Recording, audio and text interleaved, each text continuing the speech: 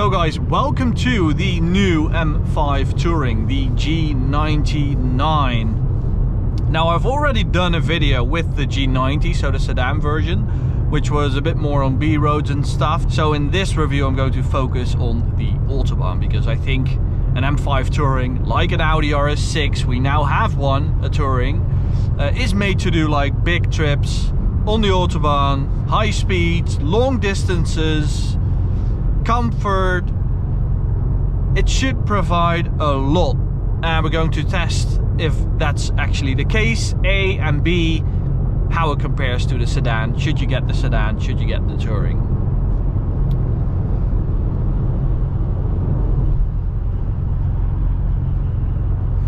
It is quite busy, I have to admit, and the speed limit is going on and off, so I think we need a bit of luck.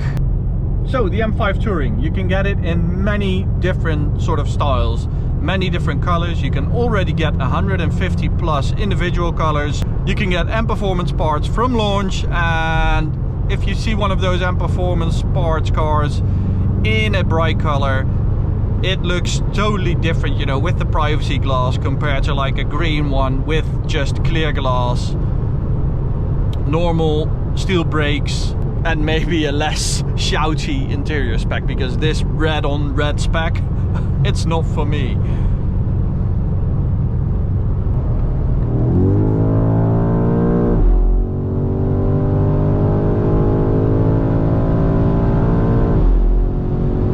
So that big bang on the upshift, for some reason it sounds different in the Touring, maybe because there is a lot more open space in the rear.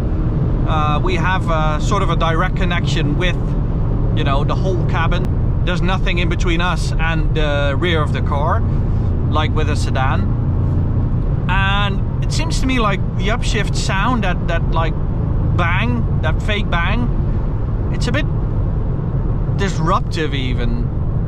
It's really not all that nice. I also complained about the upshifts, the actual upshift in the sedan, like it felt too harsh, and I have the same feeling in this Touring, but it then combines it with that horrible sound from the rear, which, you know, the total experience isn't all that nice. Sort of immediately tell the difference between a sedan and a Touring, and I didn't expect it to be this big, because, you know, it's already quite a heavy car, so the extra weight of the sedan compared to the Touring, it should be less noticeable than with like a 3 Series, but I can immediately tell the difference.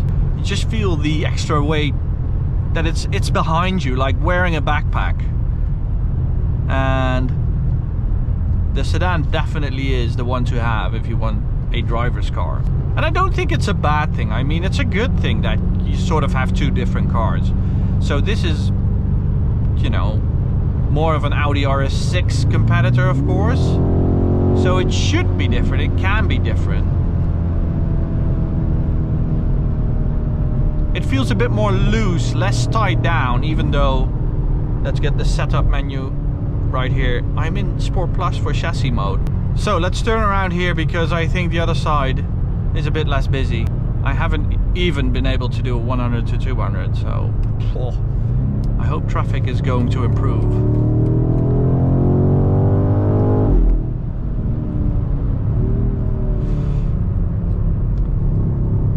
Oh, but it is very impressive how this thing turns in. We now have 4-wheel steering on the M5, and you definitely notice the car just pivots around you, and it's a very different sensation compared to the F90. It's not, I'm not going to say it's better or worse, but it's just very different, and I like it.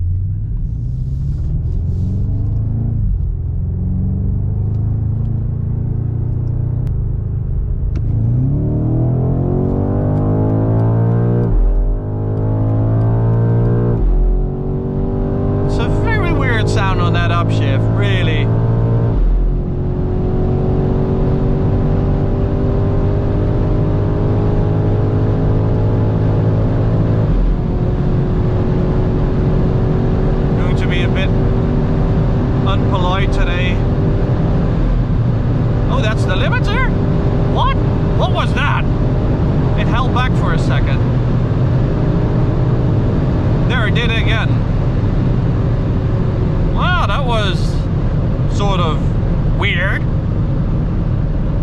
quite fast. That limiter felt a bit weird. What was happening?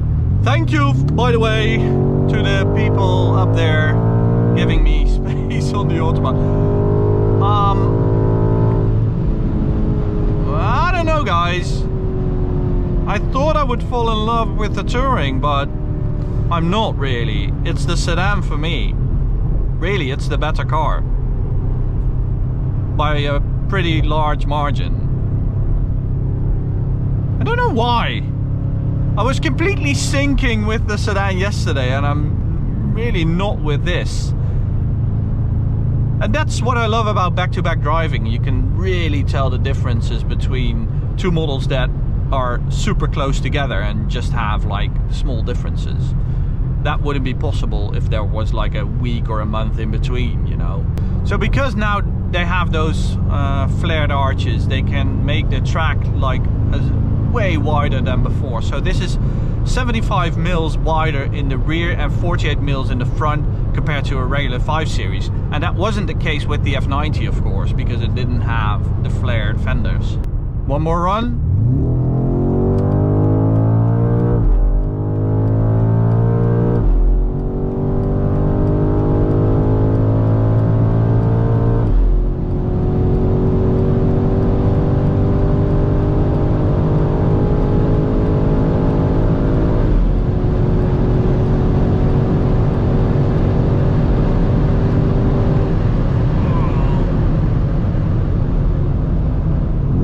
If you live in Germany, get the ceramic brakes. Really, get them. The steel ones, I haven't driven them, but they will get you in trouble. I'm pretty sure if you have the race top speed.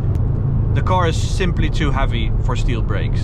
Now let's see if we can find a spot to do a launch control. Oh, but that was already quicker. 7.23. It's matching the sedan version. And then a 200 to 250 of 6.7. That is, honestly, that is super fast. One more? Why not?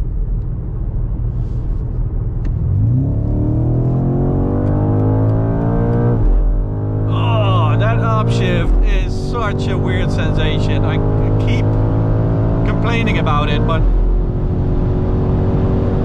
you can just hear this rumble throughout the car because of the fake sound. There's stuff vibrating.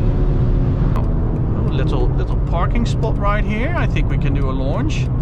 We might be able to do one. Tarmac doesn't look very promising, but let's give it a try.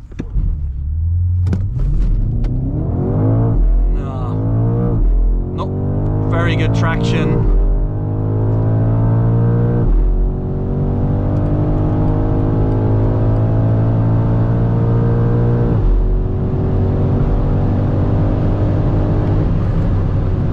So that was 0 to 100, 3.65 seconds, which is what it should do, 3.6. Then from launch, a very fast 100 to 200, 7.25. Quarter mile in 11.2. I mean, it's matching the numbers of the sedan. It's not matching the overall driving experience I have from the sedan. So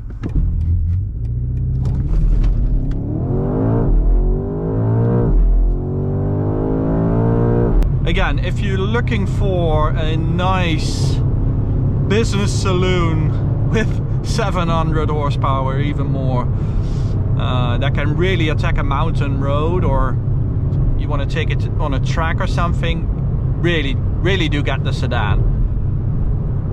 If you want the ultimate family wagon, this really is it. Especially if you're a BMW M nut. This really is fantastic.